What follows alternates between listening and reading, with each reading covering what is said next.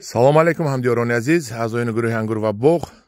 Ман қарор дорам дар Варашала ободи ноҳияи Ҷалолиддин Балхӣ, собиқ колхоз обод, дар лимонхонаи Акаи Ғулом.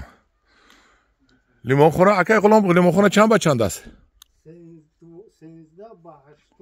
13 ба 80. Ай чуқури траншеи кандагитон то паталока чанд аҳа? 4 то ам боло 4 метр ми? 4-5 ай багмонам ака. Амана траншеи худаш то рӯи замин чанд кандед? Траншеи худаш то рӯи замин чанд?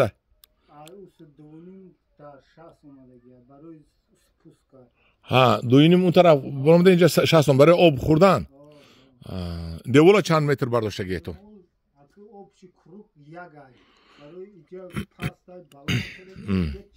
نه و یک نه اینجا قریبی 180 سانتی متر کو ها؟ ها بالا کالتا شده رفته. خلاصه گپ که لیمون خونه ساخته ده. انا اعضای گروه زیر من پویم فرامده لیمون ها رو از نزدیک نشون میدم و لیمون ها بینید چه بستگی. و لیمون ها رو بینید چه بستگی. باز من از نزدیک رفته نشون میدم. این در حقیقت لیمون بستگی اینو بینید. باز من نزدیک رفته نشون میدم. از نزدیک لیمون ها رو حاضر یک دقیقه. محترم اعضایان گروه لایک و پادلیت رو فراموش نکنید. از لایک و پادلیت شما وابستگی دارد تماشا کردن رفیقاتون. چقدر شما لایک و پادلیت کنید رفیقاتون بسیار تماشا میکند. انا شما لیمون ها رو بینید. تماشا کنید چقدر بسیار بستگی، چقدر بسیار بستگی. سربگوش لیمون. بینید. اکای غلام شما همینا چی آزوخه میتید یک گپ زنید به خلق؟ آزوخه همی بعدی همی چیندنی همی پارو میریزم هر یک پال دا اینا پال گرفتگی دیدی 5 متر حاضر استید. انا یک پال بعد اینجا میبیاید یک پال دیگر پالش یعنی چقری کندگی ده منو بینید. او با یک متر پارچه با یک دیگر کندگی نیترانفوس و فاسفور ماچوین ادراش هر یک کدوم همیده یک لینگه یک لینگه میریزم با هر یک پارو یک لینگه یالینچه در هر یک پال یک لینچه یا که در هم در همه لیمون خونه یک چند مرتبه آب میته؟ تو بیستونی گرمیدم بسیار آب نمیته؟ نه مسئله آب کند کمچینه برای این سبب دیدی کندگی اوز استید انا کفیدگی چی معنی دارد؟ ایزاربی به اوی ریسکی او میخرد بالا شیدن ده اوزو میکفه یعنی که شما پوروی گو میته؟ پوسیدگی کهنه شه؟ دوی تربوزا میاره مولا میخرن میپوسه دوی تربوزا پوشن پوروی علافه هم میپرتوید؟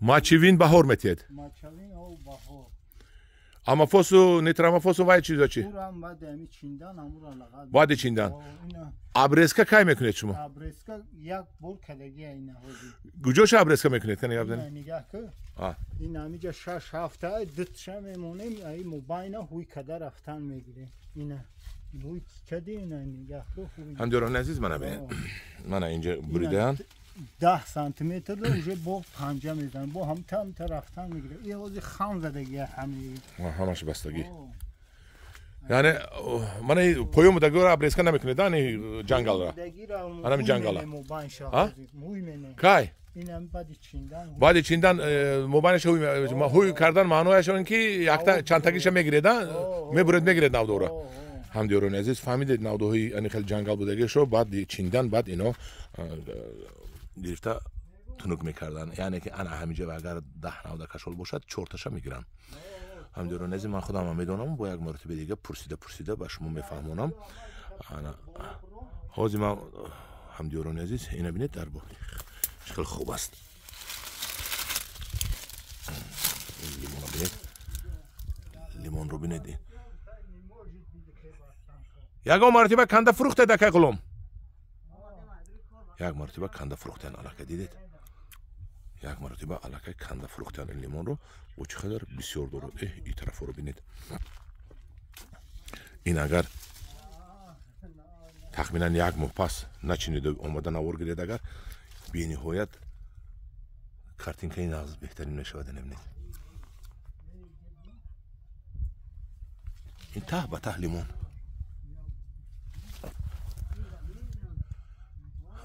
من قطعا نمیافتم. کنش رو. ببینید همدیگران عزیز.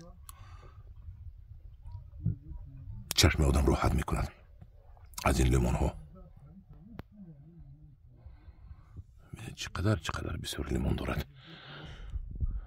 این همش مهنت است همدیگران عزیز. مهنتی کلان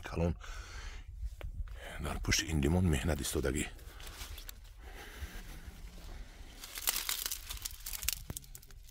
ببینید یک 5-6 کیلو رو به دستم برداشتم. دیدید همدیگران عزیز، نخواد همین نواری من سزاوار یک لایک شما پادپیسکای شما نباشد. اینا بینید از برگشت دیده لیمونش بسیار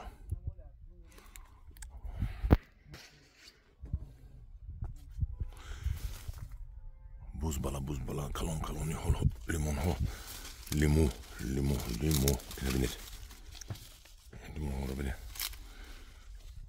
رو بینید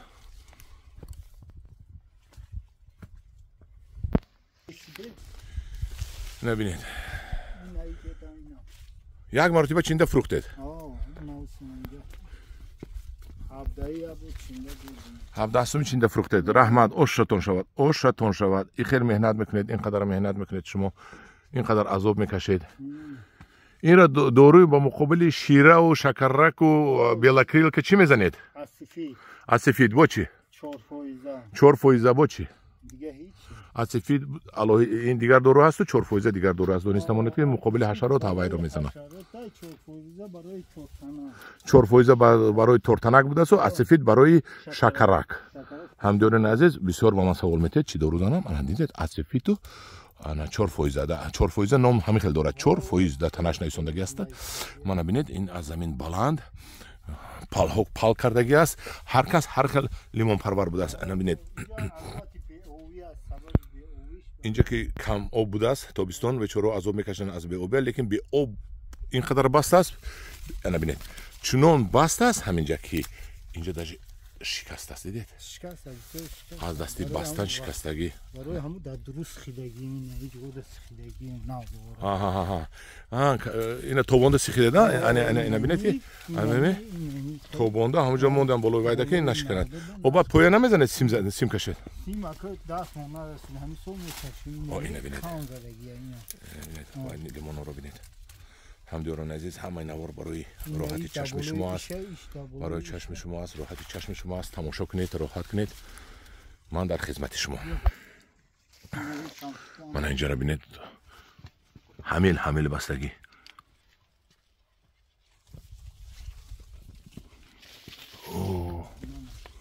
انا اینا بینید.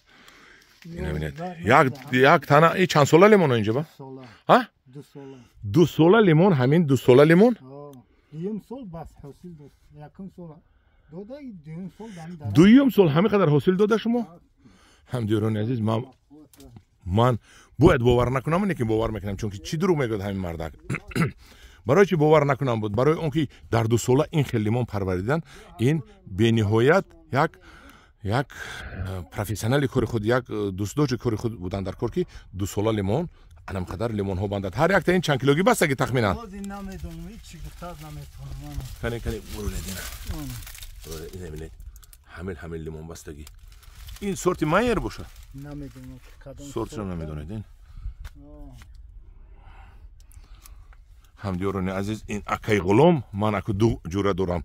یک تا جورم در ریگر غلام انگور پروری بنیهایت بقوت. من این غلام قد جوره شدیم. این لیمون پروری بقوت.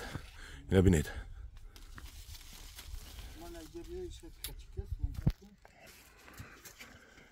چورمغز بریم ببینید. همدیگران عزیز نمیدونم چی گویم اینا. این بستگی رو ببینید. یعنی تا هم خیلی همش. این ته به ته همش هم خیلی لیمون بستگی ها. درست میگوید شما. ته به این طبقه اون دست بزنه همش. همه لیمون. همه لیمون اینش رو بینید همدیاران عزیز. این چه بستگی اینو بینید. این تخش میگه اینو بینید. خای همدیاران عزیز یه هفته پس زرد میشه با بیا همش روی شد میشه. یک هفته پس زرد میشد همش روی نمور نغز میبیاد. اکنون دیگه وقت نداریم. رحمت و دقتتون همدیاران عزیز به گروه انگور و باغ ابونه شوید و از نوارهای به نهایت خوشروی ما شما بهره‌ور شوید. یاد گیرید لیمون پروری را در خانه های خود از لیمون های خود استعمال کنید. در پناه خدا باشید. اکای غلام رحمت به شما برای اکسکورسیا.